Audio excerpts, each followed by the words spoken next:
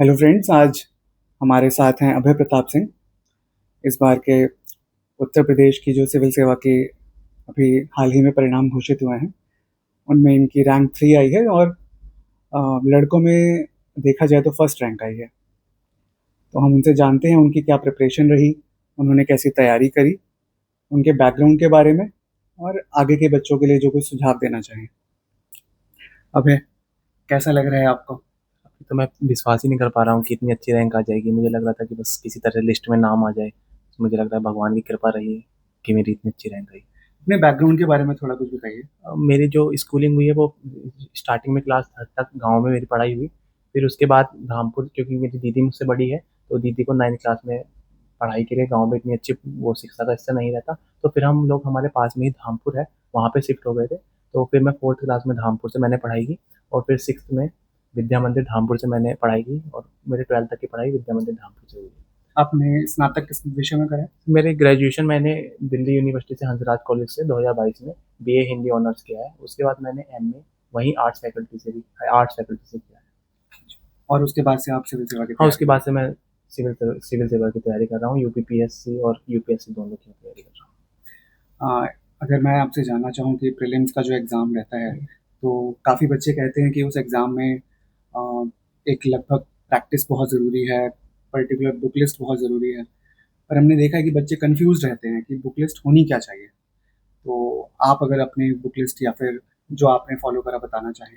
मुझे लगता है कि वो बुक लिस्ट का सबको पता है, कि वो सब सब टॉपर्स बताते हैं कि वो सेम बुक लिस्ट फॉलो करते हैं। मैंने भी वही किया कि वो हिस्ट्री के लिए स्पेक्ट्रम सब लोग पढ़ते हैं, और पॉलिटी के लिए लक्ष्मीकांत पढ़ते हैं। इकोनॉमी के लिए मैंने मृणाल सर के नोट्स फॉलो किए थे, क्योंकि मैं और इसके साथ यूपीएससी की भी कर रहा था, तो वो पीसीएस में थोड़ा ईज हो जाता है। और इसके साथ साथ मैंने हिस्ट्री, सबको सबसे ज़्यादा बच्चों को एंशियंट और मेडिवल हिस्ट्री में दिक्कत आती है, तो उसके लिए आप, सब लोग सोचते हैं कि लूसेंट हमको नहीं पढ़नी चाहिए, लेकिन जो उसके लूसेंट के शुरू के 15 पेज हैं, आप उसको अच्छे से करके जाएं, तो जो पीसीएस में फैक्ट्स आते हैं वो वहाँ आप अच्छे से कवर कर लेंगे।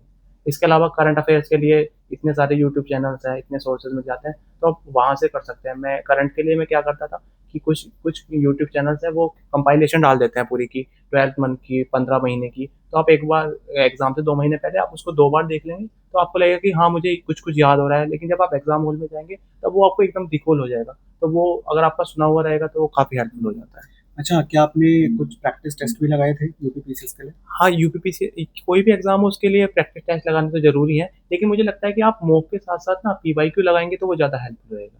क्योंकि मैंने पीवाईक्यू के लिए, आप 1990 से आता है एक यूथ कंपटीशन करके आता है, आप वहाँ से हेल्प ले सकते हैं। क्योंकि क्या होता है उसमें ना, वो जो ऑप्शन रहते हैं उनकी पूरी डिटेलिंग रहती है, तो ये हमने देखा यूपीएससी में भी, पीसीएस में भी, वो रिपीट हो जाते हैं। जो ऑप्शन क्वेश्चन में आते हैं उनको वो क्वेश्चन बना कर दे देते हैं, तो आप वहाँ से अगर उन ऑप्शन पे अच्छी कमांड कर लेंगे तो वो काफ़ी हेल्पफुल होगा आपके लिए। मुझे लगता है आपने काफ़ी अच्छे से इस बात को समझाया है कि प्रीलिम्स में बहुत ज़रूरी है कि हम बेसिक बुक्स के ऊपर भरोसा करें और उसके साथ साथ टेस्ट सीरीज़ लगाना बहुत ज़रूरी है। हम मेंस की तरफ आते हैं, तो जैसा हम जानते हैं मेंस में 8 पेपर होते हैं। तो अगर मैं पहले सिर्फ जीएस कोर की बात करना चाहूँ, तो आपने उसके लिए कैसे तैयारी करी? कैसे आंसर राइटिंग के बारे में सोचा? कितने टाइम देते थे? इसके बारे में अगर कुछ बताना चाहें। स्टार्टिंग में तो जब मैं प्रिपरेशन में आया था, तब मुझे लगता था कि हाँ, किसी से स्टार्टिंग में हमको लगता था हम प्रीलिम्स अच्छे से कर लें, फिर हम 3 महीने मिलेंगे, हम मेंस तो कर ही लेंगे। मुझे लगता है कि स्टार्टिंग में सबके मन में यही रहता है, मेरे मन में भी यही था। फिर मुझे लगा कि यार, कि जो मेन है नंबर तो वही डिसाइडिंग करेगा कि आपकी रैंक क्या आएगी, वो सिर्फ मेंस से डिसाइड होता सही। है, क्योंकि प्रीलिम्स तो आपको सिर्फ क्वालिफाई करना है। तो आप इसके मेंस के लिए आप स्टार्टिंग को अपना एक बेसिक बेस बेस अच्छा तैयार कर लें। उसके बाद आप धीरे धीरे पीवाई की उठा के एक एक, अगर आप डेली के 2-2 क्वेश्चन लिखेंगे, तो आप, क्या होता है कि हमारे हाथ में इनर्शिया रहता है, वो इनर्शिया ब्रेक करना जरूरी है। तो आप अगर स्टार्टिंग में 2-2 पीवाईक्यूज उठा के करेंगे, तो आपका हाथ चलने लगेगा। और फिर आप पहले आंसर लिखिए, फिर मॉडल, किसी भी पब्लिकेशन का पीवाईक्यूज उठा लीजिए, उसका मॉडल आंसर से पढ़िए। और आपको लगता है कि इसमें वैल्यू एडिशन कम है, तो आप चैट जीपीटी की हेल्प ले सकते हैं, आप गूगल की हेल्प ले सकते हैं। उसके अलावा टॉपर स्कोप भी काफ़ी हेल्पफुल होती है। इसके लिए मैं यूपीपीएससी के लिए, ये नहीं कि आप, अगर आप यूपीपीएससी की तैयारी करें तो आप यूपीएससी के टॉपर्स की कॉपी फॉलो ना करें। क्योंकि क्या होता है कि यूपीएससी के जो टॉपर्स की कॉपी है, वहाँ पे आपको ऐसा वैल्यू एडिशन मिलेगा कि शायद वो यूपीपीएससी वाली टॉपर्स कॉपी में ना मिले। तो मैंने वहाँ से टॉपर्स कॉपी में से वैल्यू एडिशन लिया।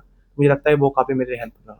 क्या आपने भी डेटा के लिए कोई अलग से एक शीट बना रखी थी जहाँ पे आप डेटा लिखते थे जिसको आप डायरेक्ट फिर एग्ज़ाम में जाके कोट करते थे? हाँ, मुझे लगता है कि डेटा के साथ-साथ डेटा तो मेन है ही, लेकिन जो कीवर्ड आप उसपे 1 पेजर या 2 पेजर नोट्स अपने बना लें, तो वो एग्ज़ाम में आपके लिए एग्ज़ाम में क्या होता है कि टाइम मिलता नहीं है, जिन जिन लोगों ने मेंस दिया उनको पता है कि 2 घंटे मिलता है एग्ज़ाम के बीच में या मॉर्निंग में सिर्फ 1 डेढ़ घंटा। तो वो लगता है कि क्योंकि जो कॉपी चेक कर रहा है वो उसको ये नहीं पता कि आप कितना पढ़ के आ रहे हैं। वो सिर्फ आपको आपकी कॉपी के बेस पे जज करेगा।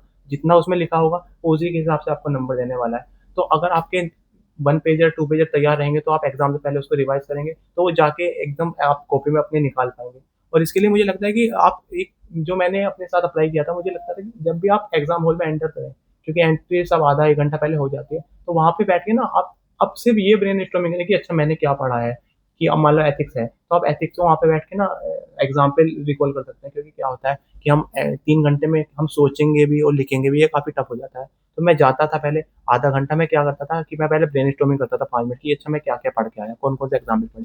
फिर जो आपका एडमिट कार्ड रहता है, मैं उसके पीछे लिख लेता था।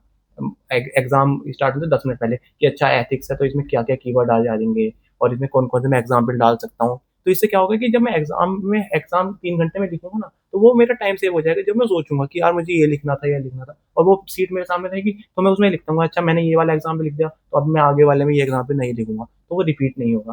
और ये आप जैसे मैं बताता हूँ पेपर फर्स्ट में, सोसाइटी में हमको स्टार्टिंग में दिक्कत होती है कि सोसाइटी के क्वेश्चन कैसे लिखे जाएँगे। तो आप सोसाइटी में ऐसे कर सकते हैं, क्योंकि सोसाइटी का सिलेबस पूरा डिफाइन है, कि उसमें अर्बनाइज़ेशन है, वैश्वीकरण है, ये सब टॉपिक है। तो आप उसमें क्या आप चैट जीपीटी की मदद ले सकते हैं। वहाँ से आप एक-एक थिंकर का नाम ले लीजिए। मान लीजिए आप विवाह पे क्वेश्चन आया, ये आपने देखा होगा यूपीएससी में, पीसीएस में मैरिज को लेके क्वेश्चन हर 1-2 साल में आता ही रहता है। तो आप वहाँ से चैट जीपीटी से बोलो कि अच्छा कोई विवाह को लेके मुझे कोई थिंकर बता दीजिए। तो आपको 1-2 थिंकर मान लीजिए आप उसने एमिल दुर्कहीम बताया। तो आप लिखेंगे सिर्फ सिंपल बात, मान लो स्टार्टिंग में इंट्रो में आप लिखेंगे कि विवाह व्यवस्था क्या है? तो आप लिखेंगे एक ऐसी संस्था है जो समाज को चलाने के लिए ज़रूरी है, ये हमारे 16 संस्कार में आती है। ये सिर्फ जेनेरिक बात है, ये सभी लिख रहे हैं। लेकिन अगर आप इसके आगे डाल देंगे एमिल दुर्कहीम के अनुसार, ये तो जो चेक कॉपी चेक कर रहा है उसको लगेगा यार इस बंदे को औरों से 0.1% ज़्यादा आता है और आपको वही करना है, कंपैरिज़न का एग्ज़ाम है। कॉपी इस बेसिस पे चेक होती है कि अच्छा आपके आगे वाले ने कैसे लिखा और आपके पीछे वाले ने कैसे लिखा। आपको उनसे बेहतर करना है, तो शायद आप उनसे बेहतर नंबर भी ला पाएँ। अच्छा, काफ़ी बच्चों को ये कन्फ्यूज़न रहता है कि जो इंग्लिश मीडियम के ही छात्र होते हैं, वही अच्छा कर पाते हैं या हिंदी मीडियम माध्यम के जो बच्चे होते हैं, उनको ज़्यादा नंबर नहीं मिलते। पर मुझे लगता है आप एक बहुत अच्छे अपवाद हैं इस चीज़ को समझाने के लिए कि आपका जो स्कोर रहा है, वो हिंदी में ही रहा है, आपका माध्यम रहा है। तो आप उन हिंदी माध्यम के बच्चों को क्या बोलना चाहेंगे कि किस तरीके से अपनी भाषा, अपनी शैली, अपनी लेखन कला पे कितना भरोसा रखें? मुझे लगता है कि माध्यम हम हमारे मन में एक रहता है कि माध्यम एक चुनौती है, लेकिन जब आप एग्ज़ाम में एंट्री करने से पहले आपके पास ऑप्शन है कि आप हिंदी लें या इंग्लिश लें। फिर जब आपने एक बार एग्ज़ाम में एंट्री कर लिया कि अब मुझे हिंदी के साथ करना है, फिर आप ना ये अपने मन में ये ना लाएँ कि मेरा हिंदी मीडियम है, मेरा नहीं होगा। वो आपका पहले सोचना था, क्योंकि आप इंग्लिश में भी कर सकते थे। तो अगर आपने एग्ज़ाम में एंट्री कर लिया है, आपने सोच लिया कि मुझे पीसीएस बनना है, तो आप ये सब अपने दिमाग से निकाल दें। फिर आप फुल्ली फ़ोकस ये रहे कि मुझे मुझे हिंदी मीडियम से ही निकालना है। तो इसके लिए क्या होता है कि हिंदी मीडियम में हमें लगता है कि कीवर्ड मिसिंग है, तो आप वहाँ से गूगल की हेल्प ले सकते हैं। बाकी जो एक तो कोचिंग संस्थान है, उनके काफ़ी अच्छा मटेरियल होता है कीवर्ड्स को लेके, तो आप वहाँ से काफ़ी हेल्प हो जाती है। और इसके अलावा मुझे लगता है कि हिंदी मीडियम का जो स्कोरिंग है, वो हिंदी का पेपर और एस्से का पेपर सबसे ज़्यादा स्कोरिंग है। अगर आप हिंदी में अच्छा करके आते हैं, तो आप हिंदी में मुझे लगता है इंग्लिश मीडियम वाले बच्चों को इश्यू आता है हिंदी का पेपर लिखने में। वो आप अगर टॉपर्स की मार्कशीट देखेंगे तो वो कहीं न कहीं 80-90s में अटक जाते हैं और हिंदी वाले अगर अच्छा करके आते हो आप, तो आप 105 तक ला सकते हो। तो वो जो जीएस का मार्जिन आता है वो आप हिंदी में कवर कर सकते हो। इसके अलावा एस्से का पेपर को देखें तो यूपी पीसीएस में 3 एस्से आते हैं और उनके थीम फिक्स रहते हैं कि हर बार लिटरेचर पे आ जाएगा, वुमेन पे आ जाएगा, एक इंटरनेशनल रिलेशन पे आ जाएगा। तो आपको पता है कि लिटरेचर पे ऐसे आना ही आना है। तो जैसे आप मुझे भैया आप मिले, मुझे काफ़ी हेल्प किया आपने और तब मैं आपको याद हो कि मेंस में हम डिस्कस करते थे कि लिटरेचर पे ऐसे आता है। तो फिर मुझे आपने सिखाया कि कैसे एस्से को पिरोना है। मैं आपसे बात कर रहा था, आपने बताया कि मैंने ऐसे लिखा कि मैं एक सपना देख रहा हूँ और उसमें साहित्य को लेके बातें हो रही है। फिर धीरे-धीरे उस सपने को आप खोलते चले गए और फिर एंड में आपने फिर उस बताया कि वो सपना कैसे आपको सच हो गया एंड में। तो उससे क्या लगता है कि वो आपका ऐसे ना एक धागे में पिरो देते हैं, जैसे माला पिरोते हैं ना, तो आपको ऐसे को ऐसे लगना है कि आपको पढ़ने वाला ना वो ब्रेक ना हो उसका कहीं भी। और हिंदी मीडियम में हम ये सोचते हैं कि हम कोटेशन, दोहे लिख देंगे तो उससे एक वैल्यू एडिशन मिल जाएगा। लेकिन हाँ, वैल्यू एडिशन उससे मिल जाता है। लेकिन आप दोहे और कोटेशन ज़बरदस्ती उसमें डालें ना कि उससे फ्लो ना टूटे बस। इस बात का ज़्यादा ध्यान रखेंगे। वरना हिंदी मीडियम के लिए सबसे अच्छा एस्से में अगर आप अच्छा करेंगे, तो आपका आप सोचिए आप इंग्लिश मीडियम से हिंदी में 10 नंबर एक्स्ट्रा ले सकते हैं और एसए में 10 नंबर एक्स्ट्रा ले सकते हैं और जीएस में जो हमें लगता है कि इंग्लिश मीडियम बेटर कर रहा है, तो वहाँ से अगर आप 20-25 का मार्जिन वहाँ पे ले लेंगे, तो आप अच्छे से कवर अप कर सकते हैं। अगर जैसे हमारी पहले भी बात हुई है, जी। अगर मैं हॉबी के बारे में बात करूँ, तो अभय को रामचरितमानस पढ़ना बहुत अच्छा लगता है और हमारा इस पे काफ़ी लंबा डिस्कशन भी हुआ है। और कहीं न कहीं मुझे लगता है कि आप अपनी हॉबी को अगर अच्छे से परस्यू करते हैं, तो वो आपको एग्ज़ाम हो, लाइफ़ हो, हर जगह हेल्प करता है। तो अभय खुद बताएँगे कि इंटरव्यू में कैसे हेल्प करा उनको रामचरितमानस ने? अब मेरा मॉक जब हुआ तो मैं भैया से मतलब मॉक से पहले मैंने भैया से कुछ डिस्कस किया था। फिर मैं मॉक में गया, फिर मैंने भैया को बताया कि मेरे साथ ये इश्यू चल रहा है कि मैं तेज़ बोल रहा हूँ या फिर नॉलेज का मुझे लगा कि शायद ये गैप है। फिर भैया ने मुझे काफ़ी हेल्प किया, भैया ने मुझे बताया कि थोड़ा पॉज़ ले, धीरे बोल, अपनी हॉबी पे वर्क कर। तो मैंने वहाँ पे उन्होंने मुझसे पूछा कि अच्छा आपको क्या पसंद है? तो मैंने बोला कि मैं श्री रामचरितमानस का अध्ययन करता हूँ। तब उन्होंने बोला अच्छा आपको श्री रामचरितमानस में कौन से पात्र पसंद हैं? फिर उन्होंने मुझसे महाभारत और रामायण में अंतर पूछा कि क्या अंतर है? तो फिर और मुझे इंटरेस्ट भी है तो मुझे काफ़ी सारी चौपाइयाँ याद है, मुझे लगभग 200-300 से ज़्यादा चौपाइयाँ याद है। तो फिर उनका डिस्कशन धीरे-धीरे पढ़ते-पढ़ते मेरा बैकग्राउंड हिंदी था, तो फिर वो मतलब एक तो मैंने शुरू में भक्ति भावना वाली बात बता दी थी, तो पूरा भक्ति काल पे इस पे चलता रहा। उन्होंने मुझसे कबीर और तुलसी के राम में अंतर पूछा, तो मैंने वहाँ पे दोहे चौपाई के माध्यम से बताया। अगर मैं सीधे आंसर बता देता, तो शायद वो उतना मुझे भी अच्छा नहीं लगता कि मैंने दोहे बताए, तो शायद उनको भी मुझसे बात करके अच्छा लगा। और फिर चौपाइयों पे डिस्कशन हुआ, उन्होंने मुझसे एक सिंपल सी चौपाई पूछी, इसको पूरा कर दीजिए, वो रघुकुल रीति सदा चली आई, प्राण जाए प्रवचन न जाई। तो मुझे लगा कि अगर आप अपनी हॉबी पे अच्छे से वर्क करके जाते हैं, तो वो आपके लिए फ्रूटफुल रहेगा, क्योंकि आप क्या बोलते हैं इंटरव्यू में ये आइडिया नहीं लगा सकते कि आपका इंटरव्यू किस डायरेक्शन में जाएगा। ये आपके हाथ में है कि आपको इंटरव्यू किस डायरेक्शन में लेके जाना है। तो आप स्टार्टिंग में कुछ ऐसी बातें बता दीजिए कि कुछ इंटरेस्टिंग हो। जैसे भैया आपने ही बताया था कि आपको रिलीजियस टूरिज्म पसंद है, तो वो क्या होता है कि कुछ उनको ऐसा लगता है कि अच्छा इस बच्चे की हॉबी कुछ दूसरों से अलग है, तो उनको भी बातें करने में उसमें मज़ा आता है। तो मुझे लगता है कि आप अपनी हॉबी को इस टाइप से प्रिपेयर करें कि वो आपके हेल्पफुल रहे। हम कुछ और बातें करना चाहेंगे आपसे। अभी हाल ही में 2026 के लिए भी बच्चे तैयारी करना शुरू कर रहे हैं। अगर कुछ 1-2 बातें उनको आप बोलना चाहें जिससे उनका हौसला बढ़े। इस बार का भी जो पेपर हुआ है, बच्चे देख रहे हैं कि जी, मेंस में काफ़ी हार्ड आए हैं क्वेश्चन और यूपीएससी का स्तर को छूने का पूरा प्रयास करा जी, गया है। तो जैसे कि आपकी यूपीएससी की भी तैयारी रही है, जी। तो आप क्या बोलना चाहेंगे कि बच्चों को किस तरीके से उसको हैंडल करना चाहिए? मुझे लगता है कि हाँ, यूपीपीसीएस जो है वो यूपीएससी को पूरी तरीके से धीरे-धीरे फ़ॉलो करने लगा है। अगर आप 2024 का प्रीलिम्स भी देखेंगे, तो वो भी कुछ-कुछ यूपीएससी पैटर्न पे था। और हाँ, हालाँकि 2025 वाला फिर से पीसीएस पैटर्न पे आ गया था। और ऐसे ही वो यू मेंस में भी यूपीएससी को फ़ॉलो कर रहा है। तो मैंने ये स्ट्रैटेजी अपनाई थी कि मैं 2024 तक के जितने यूपीएससी वाले पीवाईक्यूज़ आए थे, मैं उनको अच्छे से करके गया था। तो इसके लिए मुझे हेल्प भी हुई थी, क्योंकि कभी-कभी क्या होता है कि यूपीएससी के पीवाईक्यू है, वो पीसीएस में आपको सीधे-सीधे मिल जाता है। मुझे याद है एक नार्को टेररिज्म का क्वेश्चन आया था, जी। वो यूपीएससी का पीवाईक्यू है। और इसके अलावा एलडब्ल्यू पे हर साल या दूसरे साल सवाल आता रहता है, वो सब यूपीएससी के पीवाईक्यूज होते हैं। एक आजकल यूएन को लेके बहुत सवाल आता है कि यूएन की प्रासंगिकता है या नहीं है, वो यूपीएससी का पीवाईक्यू है।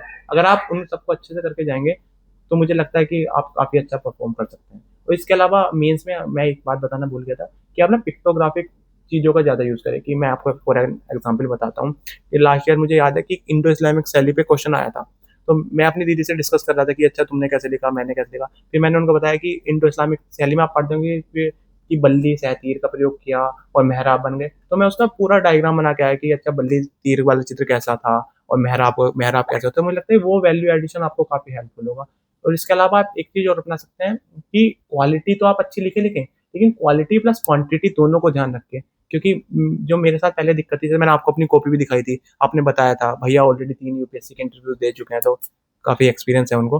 तो आपने मुझे बताया था कि आप क्वालिटी तुम्हारी ठीक है, लेकिन अपने नंबर ऑफ पॉइंट्स बढ़ा दो। तो अगर आप क्वेश्चन को ब्रेक कर लेते हैं और फिर उसके अलावा उसको आप सब पार्ट्स में तोड़ लेते हो और हर पार्ट में मान लीजिए आप 4-4 पॉइंट भी लिखेंगे, और तो फिर अगर 3 पार्ट हुए तो 12 पॉइंट तो आपके ये हो गए, 2 पॉइंट वे फॉरवर्ड के हो गए। तो आपने 10 वो 8 नंबर वाले क्वेश्चन में आपने 14 पॉइंट लिख दिए, और जो आपका कॉम्पिटिटर है, जो आपके साथ एग्ज़ाम दे रहा है, वो मान लीजिए वो 7 पॉइंट लिख के आया। तो आपने लिखे 14, उसने लिखे 7, तो फिर आप खुद सोचिए कि आपको तो ज़्यादा मार्क्स मिलेंगे ही मिलेंगे। हम दोस्तों अभी थोड़ी देर में ही अभय की ट्रेन भी है, तो मैं आखिरी में जाते-जाते अभय से ये पूछना चाहूँगा कि आप अपनी इस सफलता का श्रेय अपने परिवार में, अपने घर में और भी जो आपको लगता है आप किन-किन लोगों को देना चाहेंगे? पहले तो मैं सबसे पहले भगवान का बहुत-बहुत शुक्रिया अदा करूँगा कि उनकी वजह से मुझे ये सफलता मिली। इसके अलावा मैं अपनी पूरी फैमिली में, जॉइंट फैमिली हमारी है, मेरे मम्मी-पापा, चाची-चाचा, मेरी दीदी की जो दीदी ने मेरी बहुत ज़्यादा हेल्प की। इसके अलावा मुझे भैया आप मिले, मुझे मेंस में इतनी ज़्यादा हेल्प हुई, जहाँ पे मेरे वीक पॉइंट थे आपने मुझे बताया। बाकी इंटरव्यू में आपने मेरी काफ़ी हेल्प की कि कैसे बोलना है, आपका एक्सपीरियंस मुझे काम आया।